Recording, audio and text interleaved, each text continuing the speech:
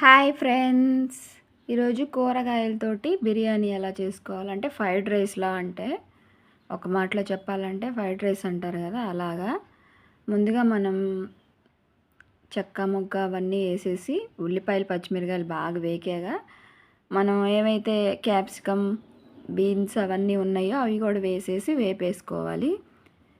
కొంచెం మగ్గితే చాలు ఫ్రెండ్స్, మరి వేగి మాడిపో అవసరం లేదు. మగ్గాక మనం నెయ్యి వేసుకోవాలి. నెయ్యి వేసుకుంటే బాగుంటుంది. కొంతమంది డాల్డా వేసుకుంటారు. తర్వాత ఫైనల్గా టమాటాలు ఇవి కూడా కొంచెం మగ్గాక 1 బై 1 వేసేసుకోవడమే. అల్లం పేస్ట్, టమాటాలు కూడా బాగా మగ్గాక వేసుకోవాలి, లేదంటే అడుగంటుకుంటుంది. అల్లం పేస్ట్కున్న ఇదే అది అడుగంటుకోవడం. తర్వాత పుదీనా కొత్తిమీర కూడా వేసాక కల్లుప్పు వేసుకుందాం. కల్లుప్పు వేస్తే కొంచెం ఉడుకుతాయి. ఇంకా ఇప్పుడు పాలు పోసుకుందాం.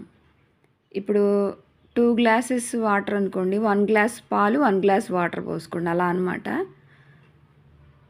పాలు పోసి బాగా మరిగాక మనం బియ్యం వేసేసుకొని బాగా లో ఫ్లేమ్లో పెట్టుకోవాలి. ఇది ఎక్కువగా క్వాంటిటీ కదా, చాలా లో ఫ్లేమ్లో పెట్టుకొని మూత మీద బరువు పెట్టండి.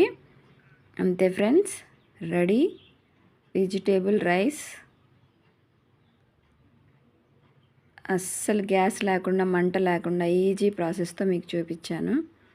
నచ్చితే ఒక లైక్ చేసేసేయండి, సబ్స్క్రైబ్ చేసుకోండి. Thank you so much.